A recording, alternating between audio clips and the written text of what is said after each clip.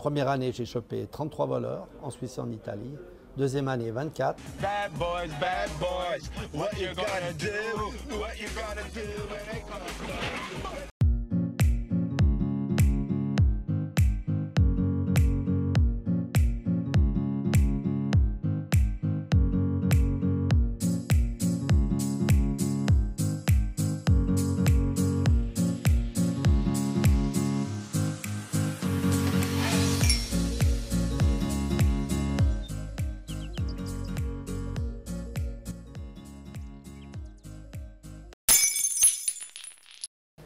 Messieurs, santé. Santé. Bienvenue à l'apéro du chef. Santé. De retour aux métropoles après la visite chez nos amis de Tech Firm. Aujourd'hui, ça va être sous le signe de la sécurité du secret, parce qu'on reçoit l'éminence grise dans ce domaine, Monsieur Christian Piton, de la société Piton Sécurité SA. Bonjour Christian. Bonjour. Comment vas-tu? Très bien, merci. Super. Est-ce que tu peux nous présenter, parce que la sécurité c'est tellement vaste, nous présenter ce que c'est que Piton Sécurité? Donc l'entreprise. L'entreprise d'abord. Ben, l'entreprise, elle est née il y a 18 ans. J'ai longtemps hésité à me lancer. D'ailleurs, je dois avouer que ça mijotait depuis de nombreuses années, puisqu'avant, je travaillais déjà dans la sécurité, mais comme salarié, dans des entreprises du commerce de détail. Celui qui m'a viré, qui m'a licencié, parce que je lui coûtais un peu trop cher à un moment donné, puis que j'avais rempli ma mission au Tessin pour une multinationale, si je le croise devant le trottoir du métropole, eh bien je vais l'embrasser et je vais lui dire merci. Parce que c'est lui qui m'a forcé à me dire bah, maintenant, tu n'as plus le choix, mon cher. Vas-y, lance-toi. Donc voilà, le chômage, ouais. Pour certains, ça a du bon. Et moi, bah, c'était le cas. Donc j'ai eu cette période de 6 mois, puis j'ai fait en sorte bah, de faire un business plan, et puis dire bah oui, je vais monter une entreprise, puis l'État de Genève, le chômage m'a aidé. Et puis je me suis accroché, puis mon ancien patron est venu me chercher. Un matin, j'ai reçu un coup de téléphone à 9 h. Puis comme je n'avais pas rompu les ponts et je m'étais fixé cet objectif, donc sur ma mezzanine, il y avait un grand flipchart, puis au milieu, c'était marqué la praille. Et chaque action que je faisais, c'est-à-dire un coup de fil, une lettre, bonne année, bon anniversaire, etc. Ou des fois, je provoquais des rencontres. Chaque fois, je marquais ça. Puis c'est devenu une toile d'araignée. Puis cette toile d'araignée, elle a payé. Donc, un matin à 9 h, Monsieur Piton, on a un problème. Vous êtes libre? Oui. Demain matin, ça joue? Oui, très bien. Puis voilà, ça a été mon premier mandat comme indépendant. D'accord. Combien de temps entre le moment où tu t'es dit je me lance et ce mandat qui arrive, ça t'a pris Combien de temps? Des années. Je me lance, parce que je ne me lançais pas. D'accord. Non mais c'est vrai que quand j'étais à la COP, j'avais déjà... Puis je faisais aussi je donnais des cours, je faisais des formations, j'organisais des séminaires, j'adorais ça. Et mes patrons, je leur demandais toujours si je pouvais aller donner des cours à NSC Moritz, à d'autres entités, parce que j'aimais cette formation. Au MAMCO, j'avais donné des cours, enfin voilà. Même à une banque qui n'existe plus, mais qui était rachetée par une autre, j'avais monté un cours. Et d'ailleurs, ce matin, j'étais chez le médecin qui me soignait à l'époque, parce que j'étais tellement anxieux pour monter ce cours que j'en étais malade, j'avais des crises. Et puis il m'a fait des cours d'hypnose. Non, j'étais... Puis je me disais, mais je suis complètement timbré de me lancer là-dedans. En fait, je ne connais rien à la banque. Et ce cours, il était extraordinaire. C'était un cours sur la sécurité dans la banque? Dans la banque, pour les caissiers, pour l'économat, pour les coursiers, etc.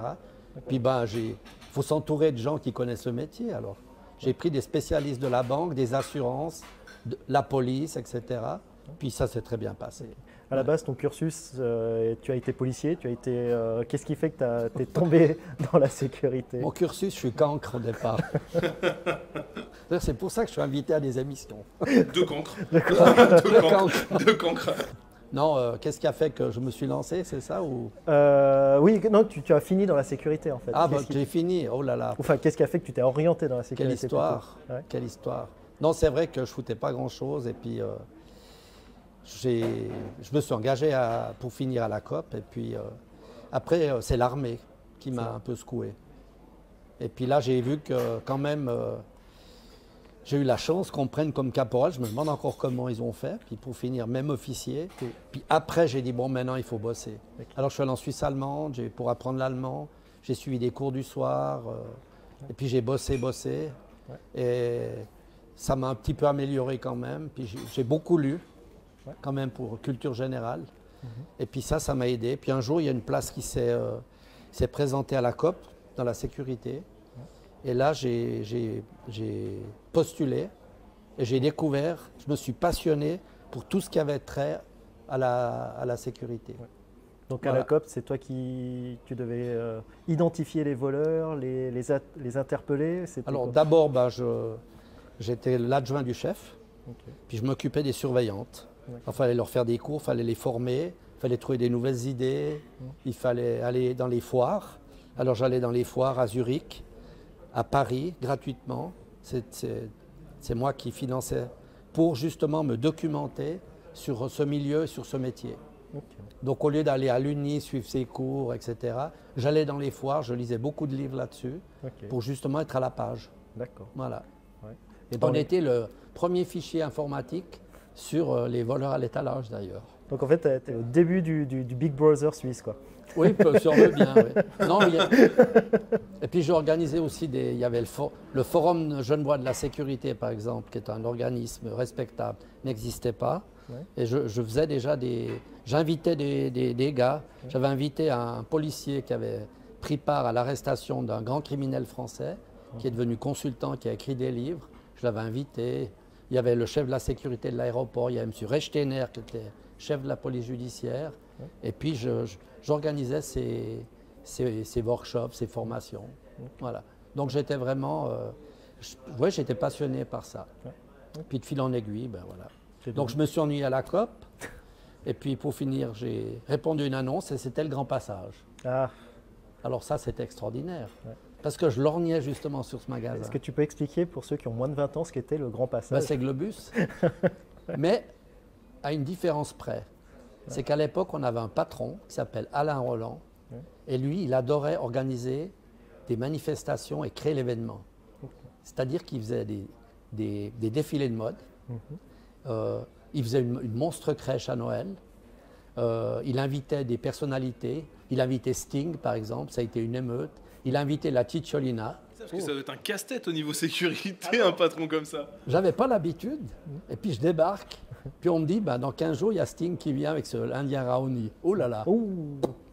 Alors heureusement, j'avais un copain qui était au CIR, qui est devenu chef de la police à Neuchâtel, Jean-Louis Français. Puis lui, il m'a dit, on se voit, on fait le concept ensemble. Puis j'ai dû faire le concept. Et puis ça s'est très bien passé. Il y avait un monde, mais monstrueux au rez-de-chaussée, à la librairie. Ça s'est très très bien passé. Sting, très sympathique. Est-ce que tu as eu ton autographe de Sting? Non, je n'ai pas cherché à avoir mon autographe de Sting. Parce que ma mission, c'était que tout se passe bien et c'était pas que je sois pris en photo avec. Tu n'es pas le genre de chef d'entreprise, dès qu'il y a une star, à être en photo avec lui, du coup? Très rarement. Non, très rarement, c'est vrai. D'ailleurs, j'ai quelques photos, mais c'est rare que je sois avec. Ou alors, c'est lui qui me demande de venir. Mais ce n'est pas notre mission.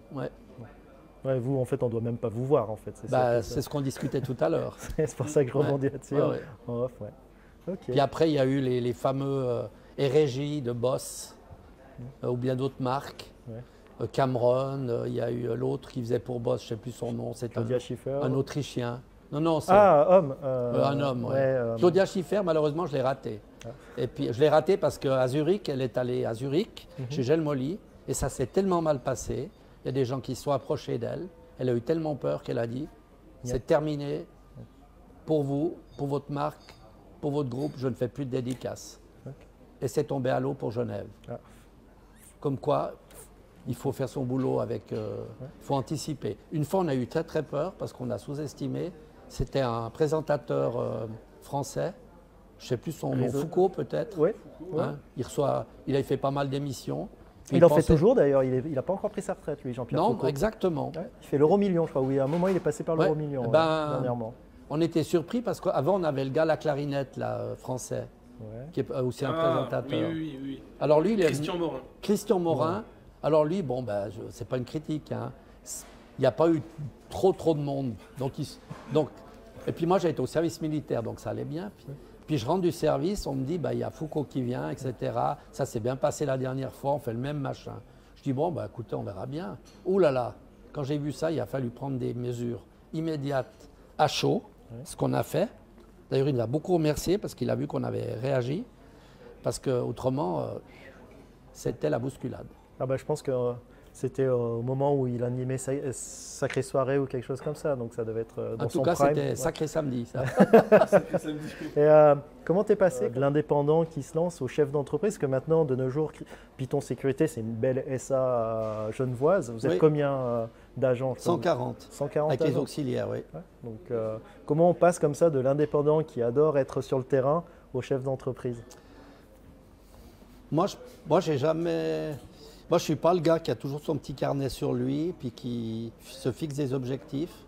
Comme j'en connais, hein, respect à eux. Hein. Je les envie beaucoup, en disant voilà, telle date, voilà, je vise ça, je fais ça. En fait, ça se passait très bien au Grand Passage. Après, Globus nous a rachetés. Et puis, j'ai attendu 7 mois d'ailleurs. J'avais fait des appels d'offres à gauche, à droite, où on me prenait, mais je faisais la fine bouche. Parce que j'aime ça, parce qu'en fait, on me laissait la liberté de décider. Et c'est pas, je ne vais pas référer toujours un chef. Moi, je suis un peu un rebelle, anarchiste. Et on me disait toujours, ouais, tu aurais fait un bon flic. Je dis non, non, certainement pas, parce que voilà, j'ai un problème avec la hiérarchie quand même. Tu as été un bon militaire du coup? Pardon? Tu as été un bon militaire? Ouais, je suis un bon militaire, ouais. Mais j'ai quand même des fois dit ce que je pensais. Okay. Et puis, pour finir, ils m'ont pris. Et puis, il faut croire que ça allait bien, puisqu'ils m'ont pris pour toute la Suisse, chez Globus. Et puis, je suis allé donner un cours au Tessin, dans une multinationale où j'avais fait un gros coup pour eux. Et ils ont été tellement impressionnés qu'ils m'ont invité à donner un cours « Comment faire avouer les voleurs ?» Alors, je me suis documenté, je suis remonté des années, les vieux flics, les machins, les trucs. J'ai préparé mon cours. Okay.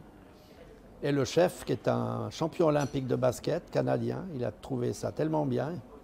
Il m'a invité le soir, et puis une semaine après, il m'appelait, puis il me disait, écoutez, est-ce que vous aimeriez être chef sécurité pour notre entreprise, pour la Suisse et l'Italie? Et votre mission, c'est de chercher et surtout de trouver et d'éliminer les voleurs internes. Qui est une grande plaie dans les entreprises. Alors, comme j'avais envie, comme j'étais sous pression par mon ancienne et ma nouvelle amie, j'ai dit, ma planche de salut, c'est de foutre le camp de Genève. Plein de gens n'ont pas compris. Ils se sont dit, mais il est fou ce Python. Il l'est un peu, quelque part. Ça marche bien, il est au Zénith chez Globus, enfin voilà.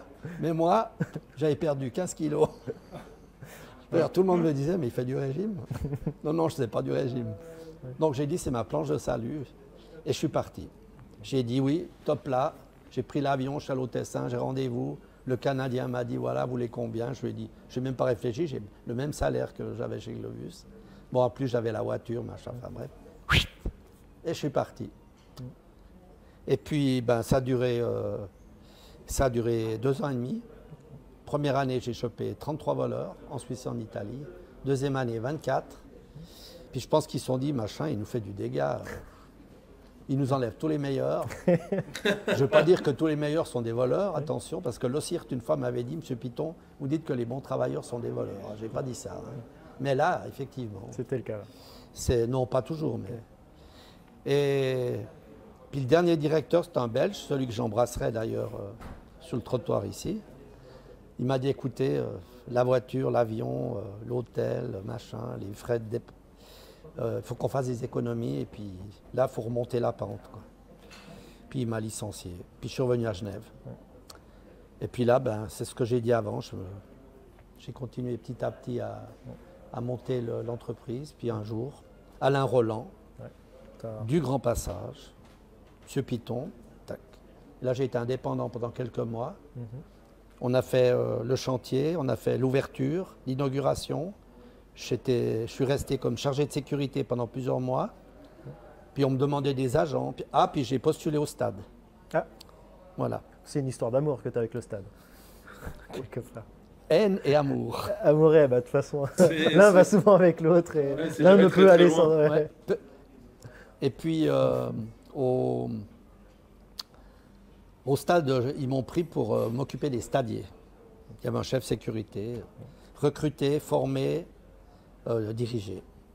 Alors, j'avais un chef qui était extrêmement dur, qui s'appelle Gérald Selly, qui a une entreprise à Aigle. Et il était tellement dur que j'ai pris des leçons de lui. J'aime bien les gens durs, en fait, parce que j'ai besoin. Ouais. Donc, je me suis... Puis un jour, la fondation m'a contacté, m'a dit, écoutez, votre chef, il est un peu trop carré, il défend un peu trop certains ayatollahs de la sécurité, il nous coûte cher. À ce point de vue-là, on aimerait quelqu'un de plus souple, qui défend les intérêts de la fondation. Alors, bon, ça, c'était leur vision à eux. Hein. Ouais, Est-ce que vous vous sentez capable? Puis, bien sûr, comme je ne sais pas dire non, j'ai dit oui. Je me suis retourné, je suis rentré dans ma voiture. J'ai eu tout de suite le... Direction docteur, la tour, t'as refait séance l'hypnose. d'hypnose. Ça, c'était... Je suis retourné chez ce docteur. D'ailleurs, on m'a enlevé la vésicule pour finir. En fait, à chaque fois qu'il doit arriver, il sait qu'il Il se passe sait quelque qu'il y a un chose. nouveau moment. Ah, c'est quoi cette Non, fois-ci? mais- C'est quoi le À chaque mandat? nouveau client. Non, mais je suis horrible pour ça. Mais j'en ai encore une que je vous raconterai après. Mais bon. Et puis, voilà, c'est parti, le stade, le centre commercial.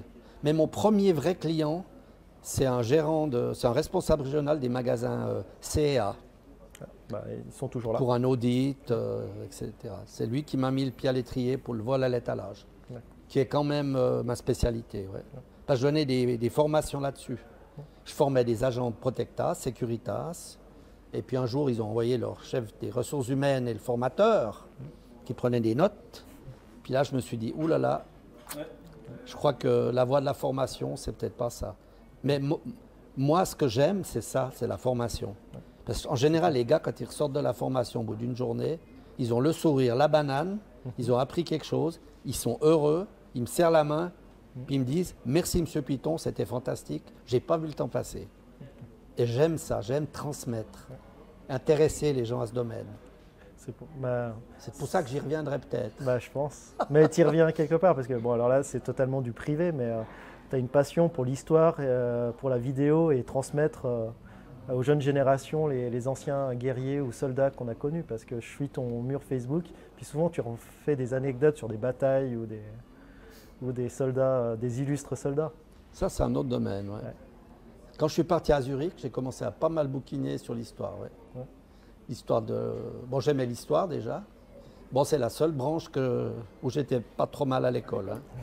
D'ailleurs, une fois, il y a eu une épreuve cantonale. Je suis sorti premier ou deuxième, je ne sais plus. J'avais reçu d'ailleurs...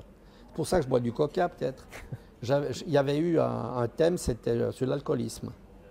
Et puis, je suis sorti premier ou deuxième. Et j'avais eu un prix pour aller acheter un livre chez Payot. Et j'avais acheté le livre de Churchill, je me souviens toujours. Ouais. Ouais. Donc, et c'était l'histoire. Ouais. Et puis, bon, l'histoire, je dirais que la période de 20 à 30, 35, je lisais pas mal là-dessus. Puis après, j'ai arrêté parce que je me consacrais qu'à mon travail. Donc, je lisais plus beaucoup. J'avais plus le temps d'organiser des séminaires. Et je le regrettais.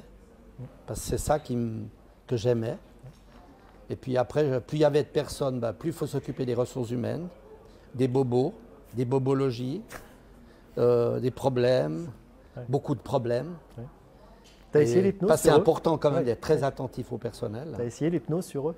L'hypnose, ça serait une idée. Ouais. Et je sentais que, en fait, je consacrais beaucoup de temps à l'administratif et beaucoup de temps au RH. Et je commençais à ne plus consacrer assez de temps aux clients. Et pour moi, l'élément principal d'une entreprise, c'est le client. C'est lui Qui te fait vivre. avec lequel on doit consacrer le maximum de temps. Et je me rendais compte qu'en fait, je consacrais le minimum de temps au client. Et ça me rendait malheureux. Et ça me rend toujours malheureux. Mais de toute façon, c'est ce que tu nous disais juste avant qu'on commence l'interview. Tu as croisé en arrivant à l'hôtel à 2 agents qui t'ont salué, que tu as salué, et ce genre de choses. Et tu disais qu'au moment où tu as tourné les talons, entendre dire « t'as vu, il est toujours sur le terrain », pour toi, c'est un compliment incroyable de dire il y a cette reconnaissance, et puis parce que c'est ce que tu aimes en fait. Mais j'aime ça. Parce que quand tu vois le sourire d'un agent parce que tu es venu lui rendre visite un soir à minuit alors qu'il se gèle les pinceaux, Ouais. ou bien un dimanche qui fait la circulation, qui se fait engueuler au carrefour de Rive, puis que tout d'un coup, tu as le patron qui vient lui offrir un café, Ouais. bah, ça, c'est la valeur ajoutée. Ils se font beaucoup engueuler en ce Mais- moment, tes agents? Ils se font engueuler, oui, oui, ça arrive. Bon, la circulation, c'est pas facile. Hein. Ouais. Puis tu sais, à l'entrée des centres commerciaux avec le Covid, Ah ouais, c'était ça pas aussi, c'était facile. sport. Ouais. C'était pas facile non Ouais. plus. Puis bon, après, bah, bien sûr, il y en a qui ont plus de psychologie que d'autres. Hein, c'est comme dans tous les métiers. Ouais. Et puis, bah, il faut faire attention à ce qu'on dit, comment on se tient, enfin, l'approche avec la personne. Il y a quand même deux, trois codes qu'il faut respecter. Si on les adapte au quotidien, on s'en sort bien. Ouais. Moi-même, j'ai du mal, hein, des fois. Je dois avouer. Hein, je ne suis pas linéaire. Donc, il ne faut pas que les autres soient le même que le patron dans ce domaine. Non, ouais. Souvent, on embauche des employés qui ne sont pas comme le patron, justement. Pour éviter, Justement, là, on parlait tout à l'heure des mains, des mouvements, ce genre de choses. Là, tu parlais du comportement des agents. Ça change quelque chose aujourd'hui, le Covid, ces distanciations sociales? Est-ce qu'il y a une adaptation qui va se faire? Est-ce que les agents doivent modifier leur comportement par rapport à ces distances ou... C'est très intéressant cette question. Ah, on ne dit pas toujours des Je trucs. n'ai pas fait exprès. Ouais. Mais- Quand j'ai commencé, la fameuse période de 6 mois de chômage, je me suis inscrit à un cours sur la synergologie de Philippe Turchet, donc je crois qu'il est belge, et puis sur le langage des signes, le langage corporel. Le body language. Alors le truc. j'ai fait pendant un certain temps ce cours, puis après j'arrivais plus, je bossais jour et nuit, donc j'ai dû arrêter. Dernièrement, j'ai repiqué, j'ai refait une journée sur ce thème, et puis j'allais refaire un cours où j'ai fait qu'1 jour, mais bon, j'aimerais de nouveau reprendre pour transmettre ça. Parce que dans le vol à l'étalage, je ne vais pas vous révéler ce secret, mais il y a 1 ou 2 gestes extrêmement intéressants où tu peux te dire, celui-là, il va piquer. Ok. Ou bien, mais attention, il faut remettre dans le contexte. Parce qu'il se gratte quelque chose, sans désigner quoi, en regardant le bocal à cornichons, ou bien la mayonnaise en disant est-ce que. Non, ou la moutarde, est-ce qu'elle sera forte ou pas? Qu'est-ce qu'elle m'a dit? Donc, il faut remettre dans le contexte toujours les choses. Ouais. Parce qu'il y en a, ils croient que c'est du tout cuit. Non, non, c'est pas du tout cuit du tout. C'est serait vraiment trop une simple, science sinon, où il y a plusieurs éléments qu'il faut Bien sûr. additionner pour se dire peut-être, et pas dire c'est bon. Ouais. Mais déjà de se dire peut-être, ça veut dire qu'on va plutôt se focaliser sur cette personne-là parce qu'il y a des éléments Ouais. que sur celle-là parce qu'elle est mal habillée. Ouais. Enfin voilà. Oh bah, tu sais, ici à Zurich, on a eu droit à ça, malheureusement. Oui, Quand il y a pareil. eu comment elle s'appelle, Oprah Winfrey qui est venue à Zurich, Oui, oui. et puis la vendeuse ne l'a pas reconnue, puis qu'il l'a apparemment jugée au faciès. Eh ouais. Ben ça, c'est très grave. Ouais. Et je me suis fait avoir une fois avec ça. Bêtement. Parce qu'une personne titubait dans le magasin. Je l'ai suivi. Puis je me suis approché. Puis elle a remarqué que j'étais dans le secteur. Puis elle m'a dit, monsieur, c'est pas ce que vous croyez. J'ai une maladie incurable au niveau du cerveau où j'ai un problème avec l'équilibre. Et là, je me suis rappelé que tonton Gut, mon oncle, de la lignée de mon père, avait la même maladie. Eh bien, oui, On se met tout bête. petit. Et puis, ça nous ramène quand même à certaines réalités de la vie où il faut. Ça, je l'ai appris avec Rosette Poletti, qui donne des cours, qui a créé l'école d'infirmière à Genève, qui est magnifique et qui écrit souvent, ou qui répond dans le matin du dimanche. Et avec elle, j'ai appris à éviter de juger. Parce que le jugement, c'est jamais bon. Ouais. Et les réseaux sociaux, les 3/4 des gens, c'est que ça. Ah ben la vindicte populaire, c'est la pire. Hein. Puis les révolutions, c'est souvent ça. Énormément de victimes à cause de la vindicte populaire. Ouais. Puis des innocents. Beaucoup de... ouais. Ouais. Non, non, c'est terrible. Non, Et mais justement, dans ton métier, les réseaux sociaux, ça doit être une plaie catastrophique. Tes agents, on doit les prendre en photo dès qu'ils nous ont mal répondu ou quelque chose comme ça. Non? Comment tu leur apprends à gérer ça? Les réseaux sociaux, il n'y a qu'une personne qui peut répondre. Hein. Et moi, j'ai quasiment aucun agent qui est sur ma page. Je ne mélange pas. Il y a la page Python, et puis il y a la page Christian Python. Et je ne veux pas d'agent sur ma page. Alors, il y en a, ils essayent, ils me demandent. Non, ça, je veux vraiment faire la différence. Et puis, effectivement, il y a 1 ou 2 pages que je nommerai pas, où on a eu un problème dans un centre commercial, où il y a un gars qui a pris une photo, puis c'est parti, oulala, ça a été terrible. Et là, on m'a tout de suite informé, j'ai analysé la chose, j'ai vu avec le directeur du centre, je lui ai dit, vous vous permettez, il faut que je fasse un communiqué, parce qu'en fait, la personne, c'était totalement faux, ce qui est mauvaise interprétation. Hein. Ils ont cru que c'était un enfant, un adolescent, alors que le gars, il avait 23 ou 25 ans. Puis en fait, il a fait semblant de s'évanouir pour faire croire que c'est l'agent qui l'avait. Enfin, je m'excuse de parler de ça aujourd'hui parce que ce qui s'est passé aux États-Unis, c'est terrible. Hein. Et puis, il l'a pris comme ça et le gars, il s'est laissé glisser. Et quand on filme, on peut interpréter de différentes manières. Et en fait, le gars, la veille, il avait été chopé à Nyon, on volait l'étalage. Et là, il venait de piquer le sac à main d'une cliente ou le sac à commission. Et il avait piqué dans un magasin. Et puis, c'était sa technique. C'est comme la technique de certains avec un enfant. Il pince l'enfant qui crie, qui pleure. Et puis, tout le monde, la foule autour, prend position pour cette dame, cet enfant. Et puis, le salopard, c'est l'agent ou les agentes. Mais c'est exprès. Ou bien les gens qui commencent à crier dans un magasin exprès pour être la victime. L'histoire aussi, là, je suis content d'avoir découvert ça, de revivre ça, parce que je pense que pour mes prochaines années, parce que bon, j'arrive quand même au bout, hein, eh ben, ça sera mon dada. L'histoire suisse, à une certaine période, et puis l'Indochine. Voilà, le Vietnam, pour ceux qui disent c'est quoi l'Indochine.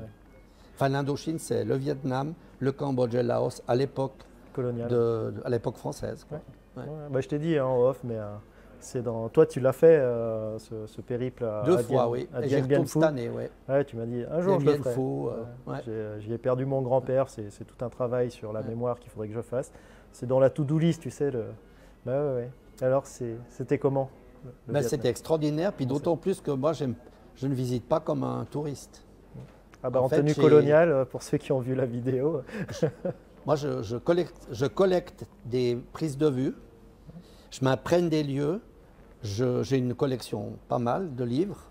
J'ai acheté dernièrement 20 Paris Match qui traitent de l'époque, hein, que j'ai trouvé au Puce à Genève. Et puis, je fais des montages, puis en fait, c'est des conversations entre 2 frères et 2 amis qu'ils ont. 2 frères fribourgeois qui sont partis en Indochine et ils s'écrivent. Donc, ils ne sont pas partis en même temps parce qu'un, il a eu du mal à se décider. Puis un était dans un orphelinat. Puis l'autre était placé par les services sociaux de Fribourg. À l'époque, ça se faisait beaucoup, chez des paysans. Puis à un moment donné, il y a 2 autres copains qui l'ont dit, écoute, nous, on part à la Légion, on va voir l'aventure, on en a marre de se faire exploiter, etc. Puis finir, ils entraînent ce gars qui était dans cette ferme. Et l'autre suit. Il s'évade de l'orphelinat. Il passe à Marseille, il se retrouve en Algérie, à Sidi Bel Abbès, à quelques années ou mois de distance. Puis pour finir, les 4 seront en Indochine. Et puis, ils s'écrivent. Alors, il y en a qui vont mourir, d'autres qui vont s'en sortir. Un qui va marier une Vietnamienne. Un autre qui plutôt a du mal avec les femmes, alors il va se retrouver plutôt dans les bordels. Enfin, voilà, il va fumer de l'opium. Et puis, il s'écrit. Puis, je monte des films là autour avec des faits historiques, etc. Alors, bien sûr, mon frère m'a dit, mais t'as trouvé où ces lettres? Extraordinaire. Bon, il était un peu déçu, j'ai inventé tout ça. Mais disons, bon, je ne vais peut-être pas le dire, mais ça, c'est une autre manière de présenter mes voyages et puis d'intéresser les gens à l'histoire. Voilà. Ça fait une bonne transition parce que là, on a parlé de la sécurité, de tes business, tout ça. On fait toujours le portrait de l'invité, j'appelle le portrait chinois. Donc, c'est des questions qui n'ont ni queue ni tête et les réponses, bah, tu le fais comme tu le sens. Ouais.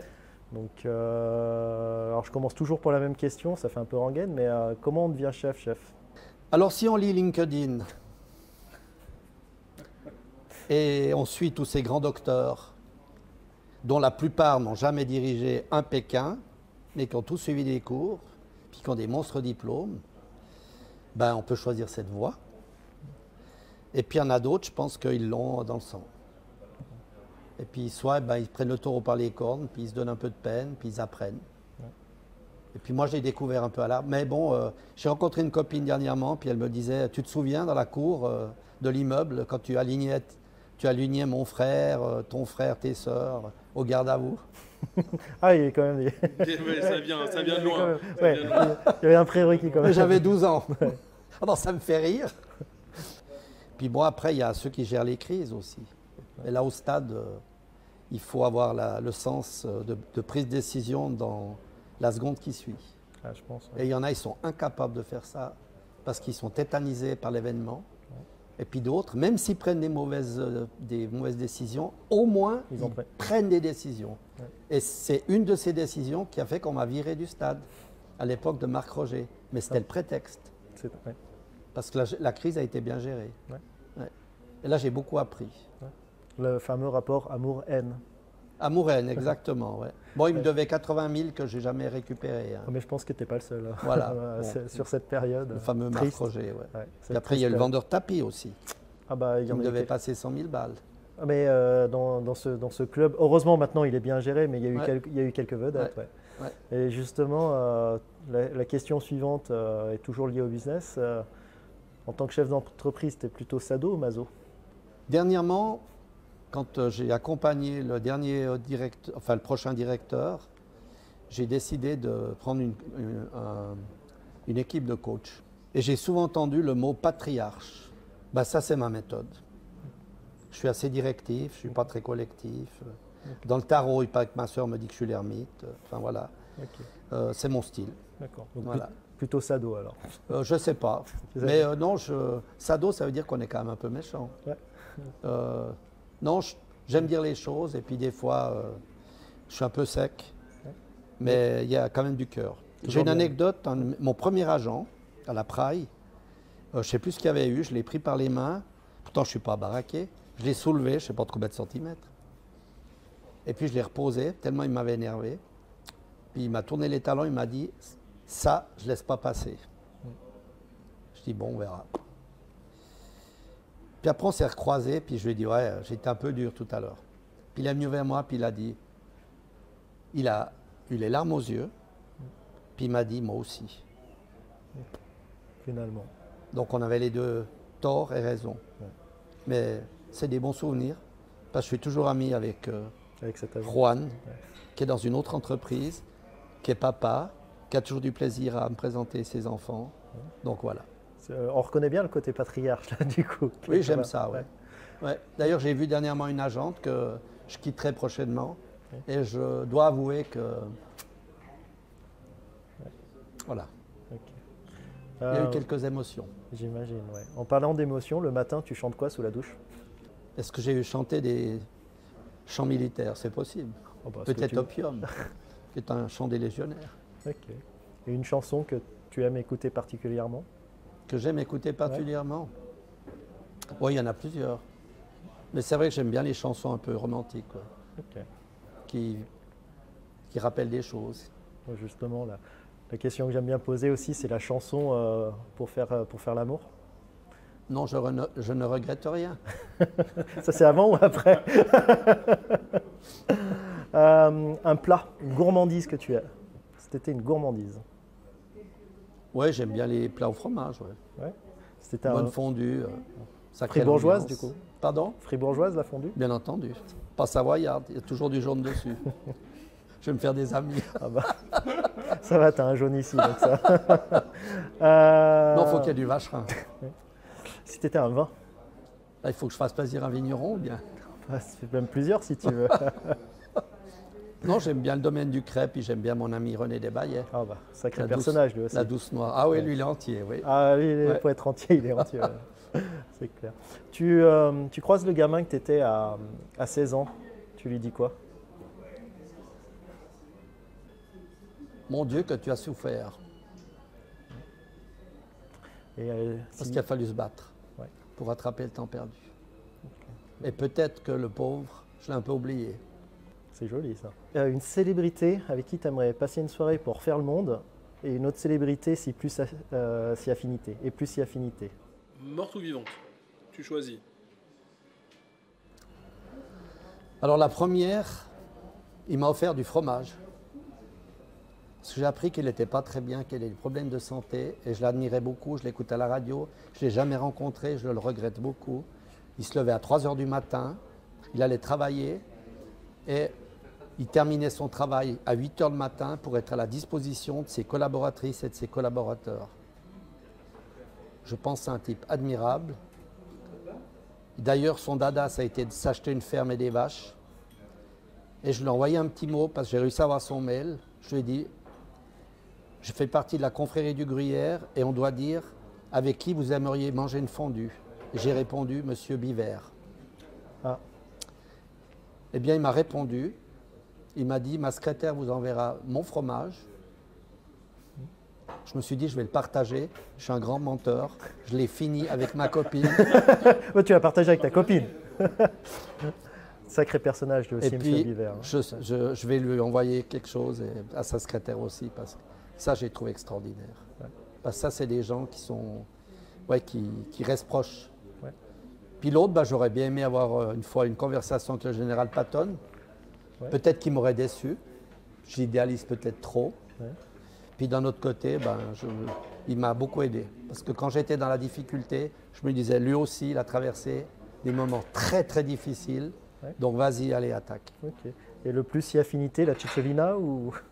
Ah, tu parles de la jante féminine? Ouais. Oh, alors ça, c'est Ou difficile. pas, hein, ou- Non, pas la Cicciolina, non. Non, non, je pense pas.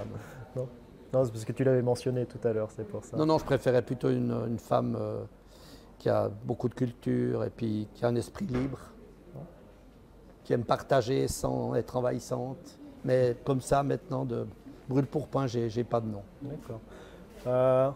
Aux jeunes qui nous regardent, un conseil à leur donner? Oui, il faut pas perdre espoir. Il faut surtout jamais dire qu'est-ce que le bon Dieu m'a fait. C'est eux qui feront la décision et c'est l'homme qui tient son avenir dans ses mains et dans sa tête. T'es plutôt une soirée à passer bière foot ou tu préfères cocktail champagne tennis? Ni l'une ni l'autre. Ça serait plutôt quoi? Ni l'une ni l'autre. Ça serait plutôt une promenade en forêt avec un feu de bois, avec des bons amis, Que t'as chassé toi-même? à là refaire le monde. Ok. Question Ardisson, est-ce que tu as couché pour réussir? Pour un homme, c'est quand même difficile. Hein.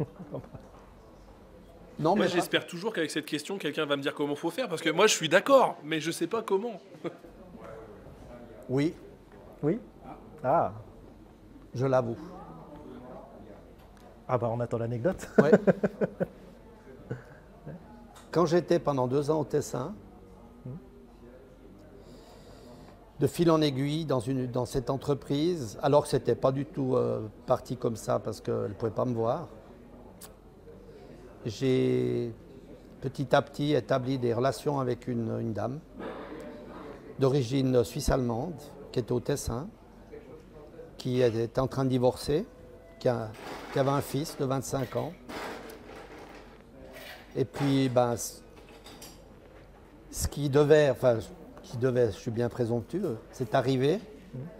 Et puis, quand j'ai été licencié, cette femme m'a dit, Christian, si tu me trouves du travail à Genève, je te rejoins. Pourtant, elle avait sa sœur là-bas, son passé là-bas. Bon, son fils travaillait, étudiait à Vérone. Hein. Elle s'appelle Monica avec un K, pas avec un C. C'est pas la chef de la police. Et ben, elle est venue. Et je pense que sans Monica, l'entreprise Python ne serait pas ce qu'elle est. Ok. Elle a travaillé, elle a essayé de me corriger. Je ne l'ai pas toujours écouté, Ouais. Mais elle a essayé. mais elle a essayé. Ok. Et je dois beaucoup à Monica. Super. Donc quelque part, cette question peut-être, Ouais, bah, voilà, ça peut être ça, ouais. Ouais. ça joue. Ouais.